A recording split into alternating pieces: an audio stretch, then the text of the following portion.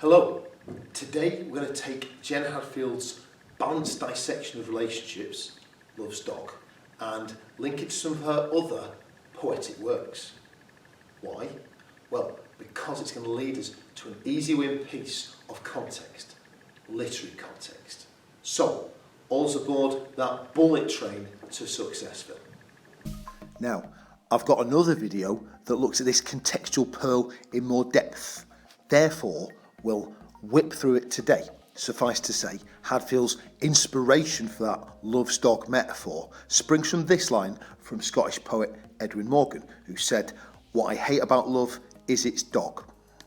And of course, by looking at Morgan's line, it's very easy to read that Love's Dog image in a negative light. Don't forget, Edwin Morgan said, "What I hate about love is its dog." And commenting on that very same line, Hadfield said, "It speaks to her of the effort and deliberation of love." Those are her actual words in blue there. Translation, love doesn't come easily. It's not organic. It takes dogged determination to make it work. Also, that bullet point at the bottom there, dogged can be a verb, or a doing word, to be dogged or plagued or hounded or followed by something. And that's reinforcing the idea that Love's Dog has a pessimistic flavour or tone to it. However, as any dog lover would be straining at the leash to tell you, dogs can be a rich source of love and affection. Man's best friend, they call it. Therefore, one can generate a positive inference from that Love's Dog metaphor. Bottom line then, and this sets us up perfectly for some first class context, as you'll see, bottom line is that the Love's Dog image is open to interpretation, which naturally suits the merits and drawbacks of relationships that Hadfield's poem explores. Well, it's about time, Mr. Taylor. You've been honking on with yourself for the best part of 2 minutes. Make with the context already. Fair enough. Let's start building our contextual bridge now, joining up the Love's Dog poem with something else from Hadfield's poetic output. One of her short and sweet poems in her back catalogue is Hedgehog, a poem which offers a complex, evaluative, ambivalent approach to those prickly little piggies. Now, you can find this poem online, I think, if you're so inclined, but let's very quickly deconstruct some of the imagery that she uses here. The crystal ball and the good heart metaphor has Hadfield painting these spiky creatures in a positive light. There's something enchanting, there's something intrinsically decent about them. That said, she's not shy about the hedgehog's drawbacks either. The last line mentions its fleas. These animals, after all, are little better than tick-tastic, shuffling germ factories. Which brings us to this epiphany. A hedgehog's got a lot of points.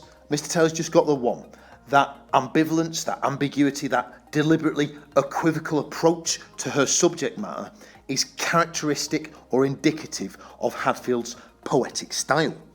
And we can fruitfully mention this as a contextual aside. And so, if Love's Dog bobs up in that exam, and if you mention anything about Hadfield's conflicted or mixed views on love in that poem, and if you want to throw some sweet context the examiner's way to drive your grade northward, write something like this. Take a minute or two to let it wash over your eyeball. Now then, my good viewer, feel free to bow out now. The next 30 seconds is merely a wee hit of extra value, the cherry on the top, the gravy with the pie, the chaser after the bottle of bitter. What it does is it details a second Hadfield poem, another good one, where Hadfield works her craft for exploring the duality, the ambivalence of an experience.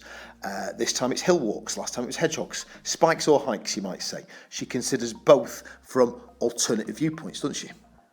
And twixt those red brackets there at the bottom, I've added those pertinent contextual details, simply to deepen the impression that I can link Love's Dog to Hadfield's other literary output. That last line is optional, of course, but yeah, if you can recall it in an exam, why not tonk it in?